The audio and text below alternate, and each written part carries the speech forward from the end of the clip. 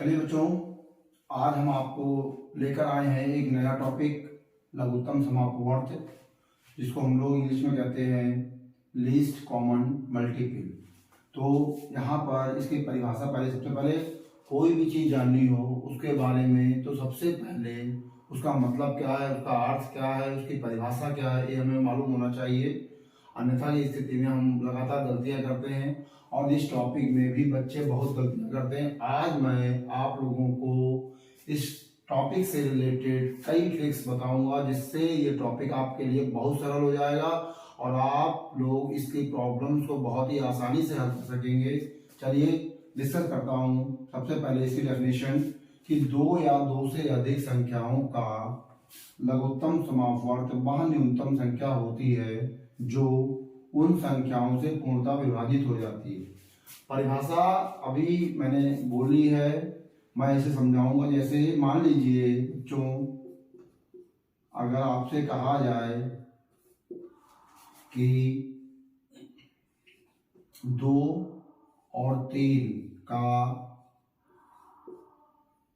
लघुत्तम समापवर्त को शॉर्टकट में लासा भी लिखते हैं, का लासा याद करना है, तो अब इन्होंने क्या बताया, 2 या 2 से अधिक संख्याओं का। यहाँ पे ये संख्या मैंने 2 ले ली, ठीक। इसका मुझे लासा निकालना है, तो कह रहे हैं वह न्यूनतम संख्या होती है जो उन संख्याओं से पूर्णतः विभाजित हो जाए। यानी कि ऐसी संख्या हमें निकालनी है जो 2 से भी विभाजित हो जाए और 3 से भी विभाजित हो जाए, ठीक। यानी जब हम 2 से इसे डिवाइड करें तो 2 से के भी पहाड़े में आ जाए और 3 के भी पहाड़े में आ जाए। तो क्या करेंगे बच्चों, देखिए 2 और 3 इस तरीके से लेते हैं।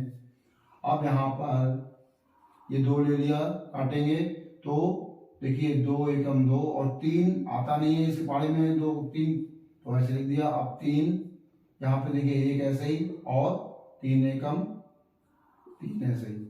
अब देखिए ये क्या हो गए, फैक्टर्स हो गए, तो 2 और 3 की मल्टीप्लाई कर लेंगे, यानी कि 2 गुणा 3 6 आ गया।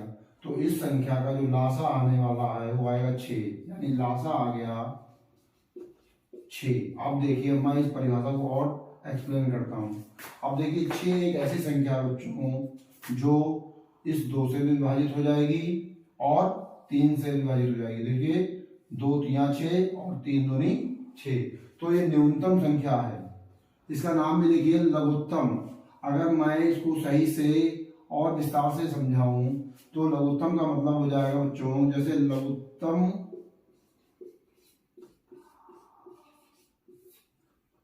को अगर मैं 2 टुकड़ों में तोड़ दूं, लघु धन उत्तम, लघु धन उत्तम, यानी कि लघु माने होता है छोटा और उत्तम माने उससे भी ज्यादा छोटा, यानी सबसे छोटा, ठीक। तो सबसे छोटा जो भी आएगा, सबसे छोटी संख्या जो भी आएगी वही हमारी लघुत्तम कहलाएगी। लघुत्तम का ये शाब्दिक अर्थ हो जाएगा। चलिए बच्चों, इस टॉपिक को समझने के लिए हमें सबसे पहले अपवर्त को समझना पड़ेगा, उसके बाद ही हम लघुत्तम समापवर्त को समझ पाएंगे। चलिए सबसे पहले अब डिस्कस करते हैं अपवर्त। अपवर्त होते क्या है कि किसी संख्या का अपवर्त उस संख्या के बराबर या उससे बड़ा होता है। अपवर्त को गुणज भी कहते हैं। अब मैं यहाँ पर इसको एक्सप्लेन करता हूँ।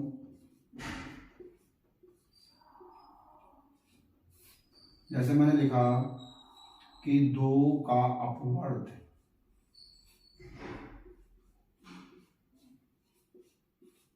दो का अपवर्त कहें या फिर 2 का गुणज कहें, तो परिभाषा के अकॉर्डिंग में चलना है। परिभाषा से इतर नहीं चलेंगे वरना सवाल गलत हो जाएगा। अब देखिए किसी संख्या का अपवर्त उस संख्या के बराबर या उससे बड़ा होता है। तो संख्या हमारे पास 2 है, तो 2 के बराबर, यानी अब हमें पढ़ना है 2 का पहाड़ा, 2 के मल्टीपल लेने हैं। तो पहला जो मल्टीपल हमारा आएगा वो 2 आएगा, ठीक। 2 एकम 2, 2 दूनी 4, 2 3 6, 2 चौक 8, 2 पंचे 10, 2 चंग 12, 2 सत्ते 14, 2 अट्ठे 16। इसी तरीके से ये कंटिन्यू चलता रहेगा, कंटिन्यू कभी खत्म नहीं होगा। तो देखिए अब यहाँ पे क्लियर हो गया होगा कि 2 का अपवर्थ अगर निकालने को कहा जाए तो सीधे सीधे हमें मल्टीप्लाई कर देना है। किससे? 2 से मल्टीप्लाई कर देना है। 2 एकम 2, 2 दूनी 4, 2 तीन 6, 2 चौक 8, 2 पंजे 10, 2 छंग 12, 2 सत्ते 16। ठीक, इसी तरीके से अप टू इनफाइनाइट, अनंत तक चलेगा और कभी ये खत्म नहीं होगा। सबसे खास बात, 2 का अपवर्थ इस तरीके से निकाल दीजिए। अब बताइए, जैसे 3 का निकालना है बच्चों, तो 3 का अपवर्थ क्या होगा?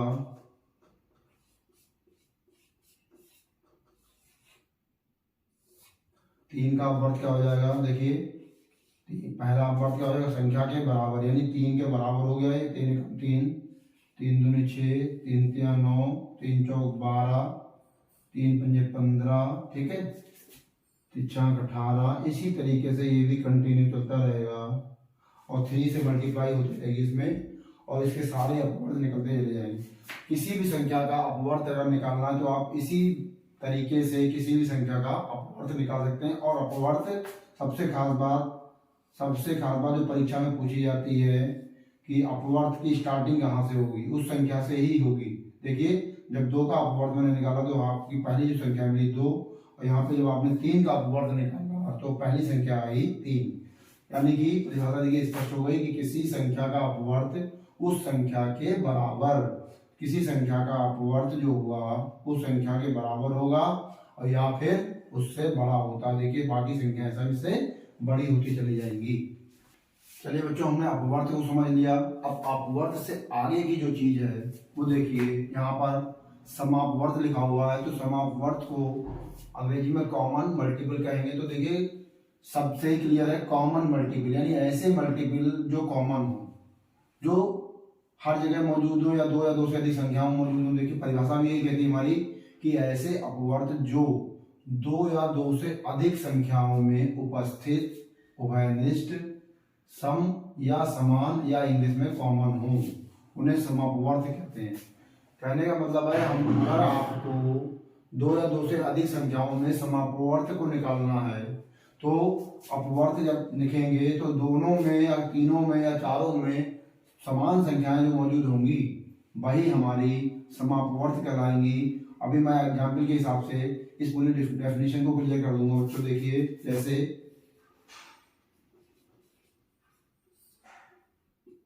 मैंने कहा 2 का अपवर्त, तो 2 का अपवर्त हम लोग अभी डिस्कस किए थे। तो देखिए, सीधे लिखता हूं, 2 4 6 8 10 12 16 18 20 22 24 26 28 चलता रहेगा। इसी तरीके से 3 का अपवर्त, 3 का अपवर्त क्या आएगा? देखिए, 3 6 9 12 15 18 21 24 27 30, और ये भी लगातार चलता रहेगा। अब मैं ले लेता हूं 4 का अपवर्त। तो 4 का अपवर्त में देखिए, 4 एकम 4, 4 दूनी 8, 4 तिया 12, 4 चौक 16, 4 पंचे 20, 4 छंग 24, 4 सत्ते 28, 4 अट्ठे 32, और कंटिन्यू ये भी चलता है। अब मुझे समझना है समापवर्त। तो समापवर्त देखिए, मैंने क्या कहा? Common multiple. कॉमन मल्टीपल जो यहाँ पे भी दिखे, यहाँ पे भी दिखे, यहाँ पर भी दिखे। जैसे 3 संख्या मैंने ले ली, 2 3 और 4, तो 2 3 4 के जो कॉमन मल्टीपल हैं, ठीक, मुझे वहां यहाँ पे आइडेंटिफाई करना है। सबसे पहले देखते हैं, देखिए 2 यहाँ पर है लेकिन यहाँ पर नहीं है, तो ये कॉमन नहीं हुआ।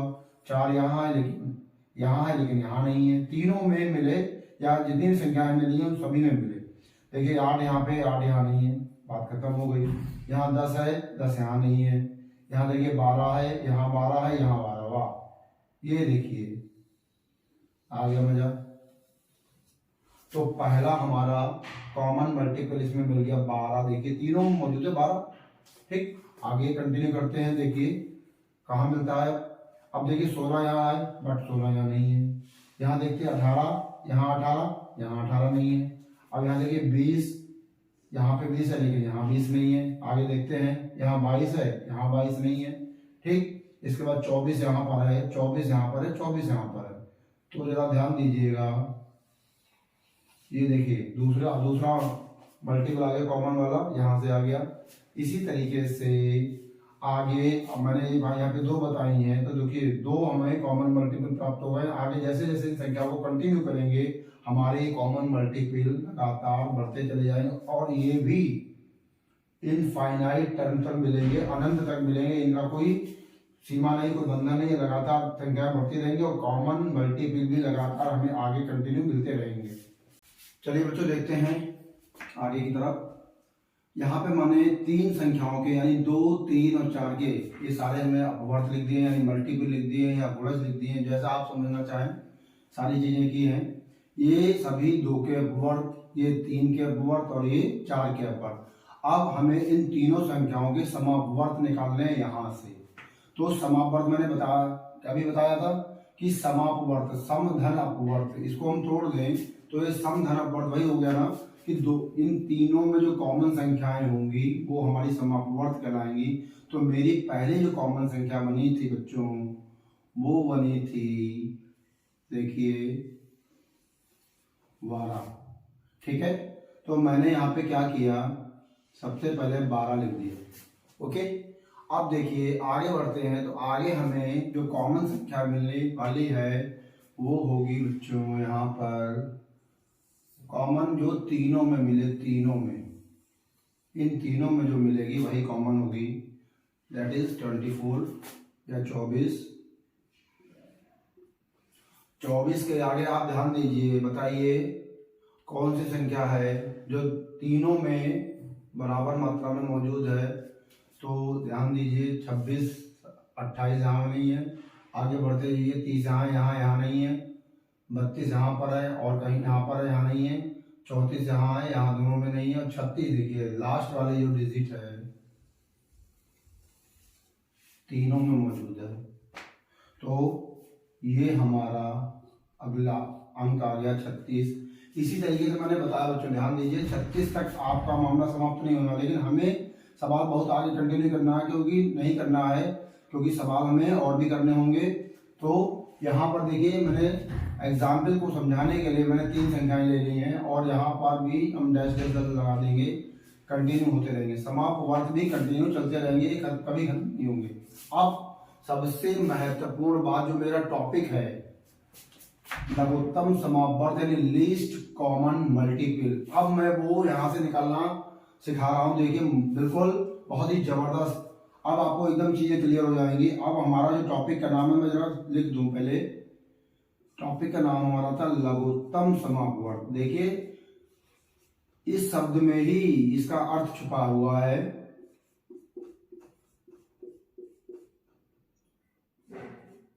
जो परिभाषा में मैंने उस समय आपको बताया था। अब मैंने क्या कहा, लघुत्तम यानी समापवर्त तो हम यहाँ पे निकाल चुके हैं। देखिए समापवर्त हम निकाल चुके हैं, 2, 3 और 4 के मैंने समापवर्त निकाल दिए।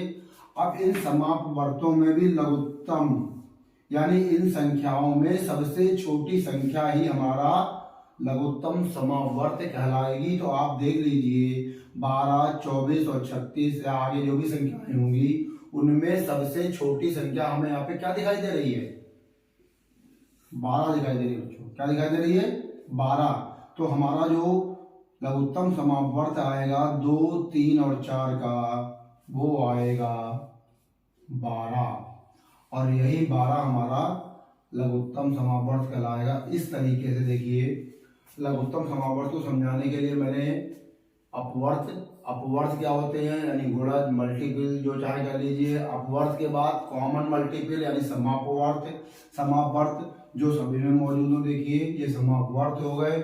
और समापवर्त में भी जो सबसे छोटी संख्या होती है बच्चों, ध्यान दीजिएगा कि समापवर्त में जो सबसे छोटी लघु उत्तम यानी लघुत्तम, ठीक। तो समापवर्त में भी जो सबसे ज्यादा छोटी हो, लघु में भी उत्तम हो, यानी सबसे छोटी हो, वही मेरी लघुत्तम समापवर्त निकल कर आती है।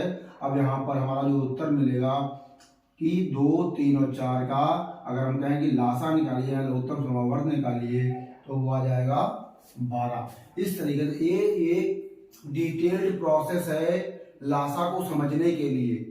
अगर आपको अपवर्त के बारे में नहीं पता बच्चों, आपको समापवर्त के बारे में नहीं पता है, तो आप निश्चित रूप से लासा को सही तरीके से बिल्कुल भी समझ नहीं पाएंगे। अगर मैं आपको डायरेक्टली सीधे सीधे लघुत्तम समापवर्त बताता तो ये कॉन्सेप्ट आपका कभी भी क्लियर नहीं होता। अब आपका कोई भी सवाल आ जाए, अब आप समझ लीजिए जैसे यहाँ पर बहुत से बच्चे जो कंफ्यूजन क्रिएट करते हैं, वो उनके दिमाग में क्या होता है कि वो सोचते हैं लघुत्तम यानी सबसे छोटी संख्या हमें निकालनी है, और यहाँ पे देखिए आई है 12, तो यहाँ पे 12 कैसे आई? वो जिंदगी भर यही परेशान रहेंगे, 12 तो हमेशा 2, 3 और 4 से बड़ी होती है।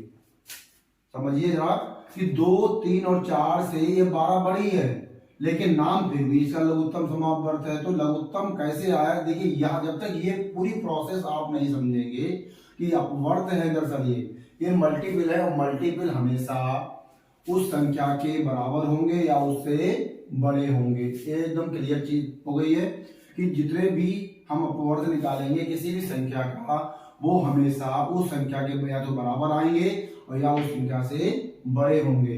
अब बात आई समापवर्त की, तो समापवर्त भी जो कॉमन होंगे वो हमारे समापवर्त हो जाएंगे। ठीक, अब समापवर्त में भी जो सबसे छोटी होगी वो हमारी लघुत्तम समापवर्त कहलाएगी। इट मींस ये तो क्लियर हो गया कि हमारा जो लघुत्तम आएगा वो इन सारी संख्याओं से बड़ा होगा, बड़ा। अब आप समझ लीजिए ये कंफ्यूजन अगर आपके दिमाग में अभी तक चल रहा था तो आज के बाद डेफिनेटली नहीं चलेगा, ये मैं दावा करता हूं बच्चों। चलिए अब बच्चों देखते हैं आगे की ओर कि लघुत्तम समापवर्त ज्ञात करने के बाद विधियां जो है गणित में 2 विधियां दी हुई हैं। एक तो है हमारी भाग विधि और दूसरी है हमारे पास गुणनखंड विधि। तो इन दोनों ही विधियों से सुविधानुसार बच्चे अपना क्वेश्चन का आंसर निकाल सकते हैं। मैं दोनों ही विधियों को आपको बताऊंगा। तो भाग विधि है और गुणनखंड विधि है, और इन दोनों ही विधियों पे हम लोग डिस्कस करने वाले हैं। चलिए बच्चों, इस टॉपिक को समझने के लिए एक टर्म और जरूरी है जो कि आपको बताना, वो है गुणनखंड यानी फैक्टर। देखिए यहाँ पे क्या लिखा हुआ है कि इसकी ये डेफिनेशन है कि किसी संख्या का गुणनखंड वे संख्याएं होती हैं जो उस संख्या को पूर्णतया विभाजित कर देती हैं। तो जो ऐसा होता है जैसे गणित में जो डेफिनेशन है वो उतनी क्लियर नहीं समझ में आती है जब तक कि हम उसको एक्सप्लेन संख्याओं के रूप में ना करें। चलिए देखते हैं। अब यहाँ पे जैसे मान लीजिए मैंने एक संख्या ले ली है,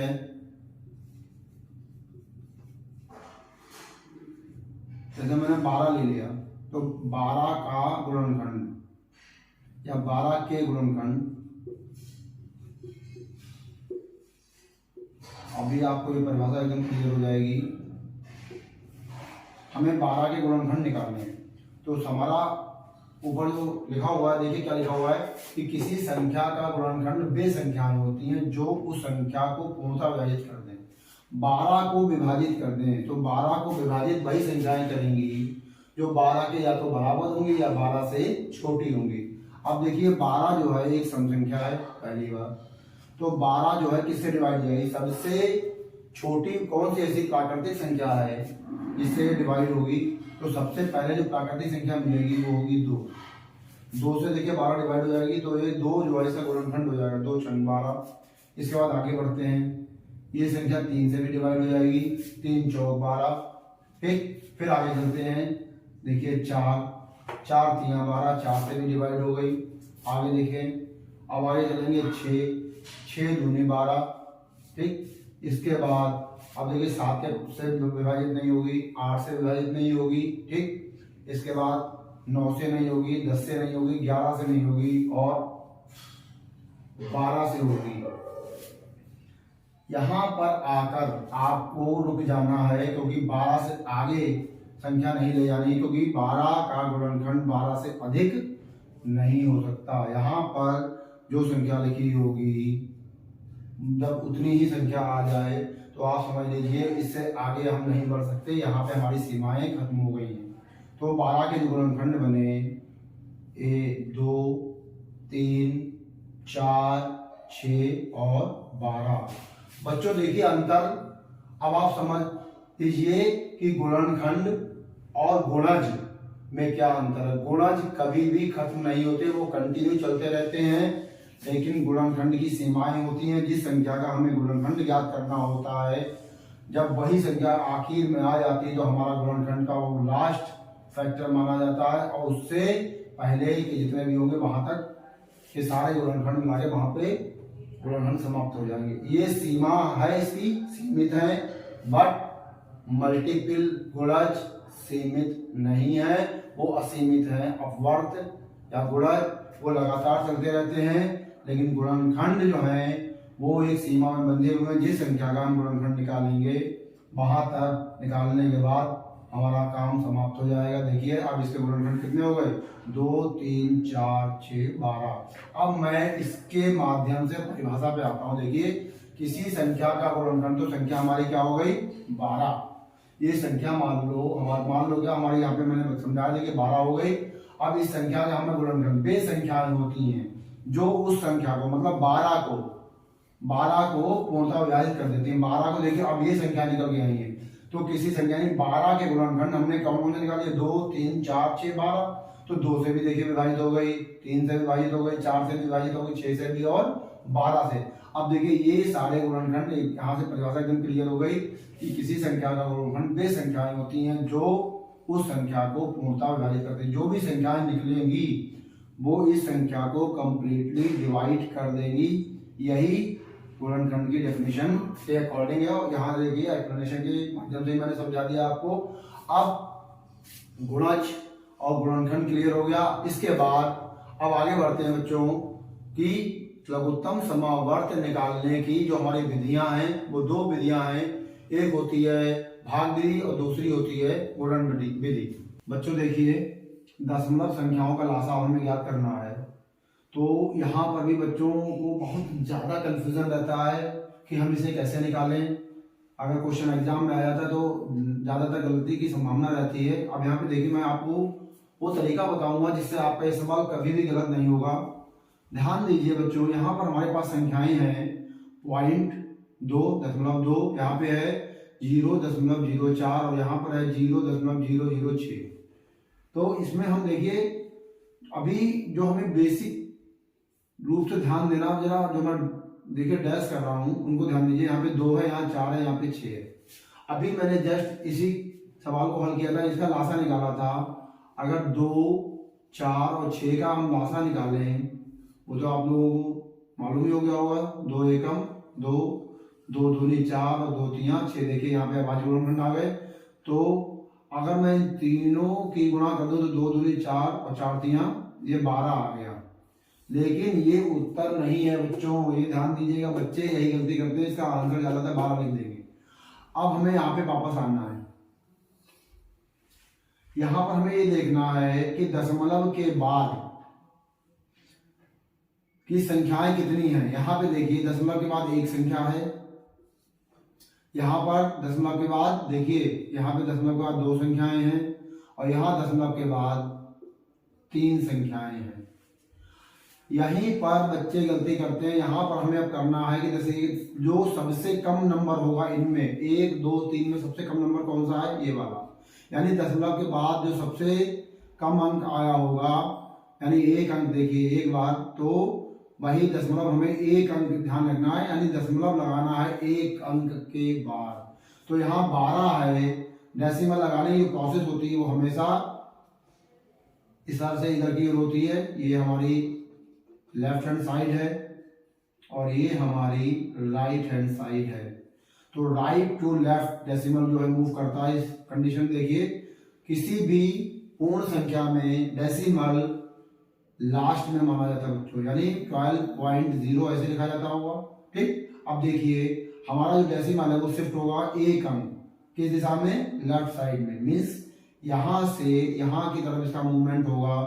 तो ये संख्या मेरी बन जाएगी 1.2।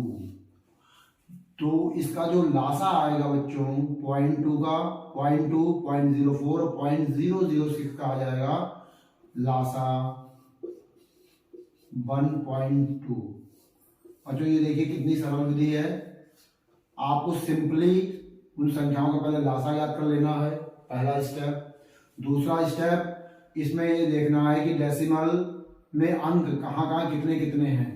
उसके बाद तीसरा स्टेप है कि सबसे कम अंक जो होगा वही हम यहाँ पे प्लेस कर देंगे, जो भी हमारा यहाँ पे मल्टीप्लाई करने के बाद संख्या में प्राप्त हुई होगी, और वही हमारा लासा मिल जाएगा। देखिए कितनी सरल विधि है बच्चों।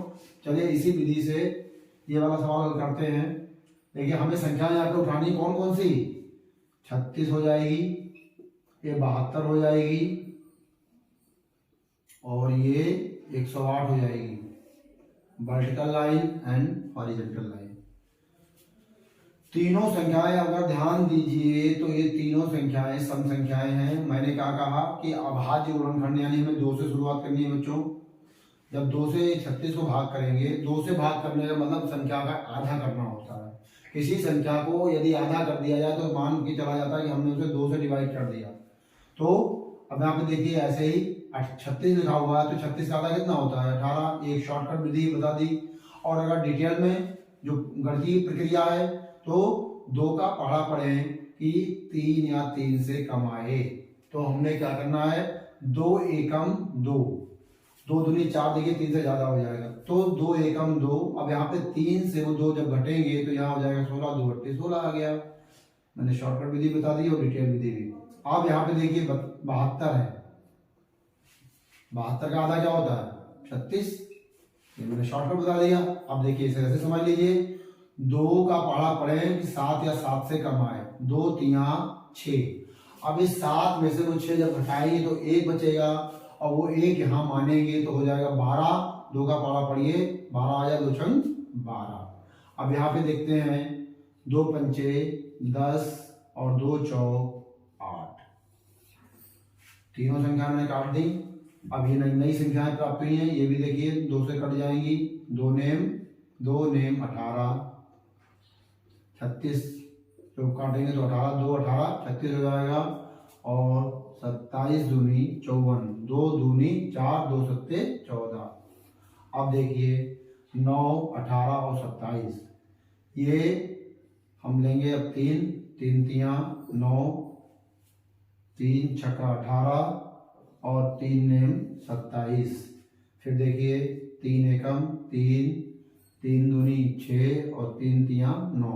ध्यान देने वाली बात है, देखिए यहाँ पर अभाज्य गुणनखंड आ चुके हैं और मेरा काम यहाँ पे समाप्त हो गया। अब मुझे गुणा करने 2 दूनी 4, 4 तिया 12, 12 तिया 36 और 36 दूनी 72 और 72 की अगर हम 3 से गुणा कर दें बच्चों तो 3 दूनी 6 और 3 सत्ते 21, ये 216।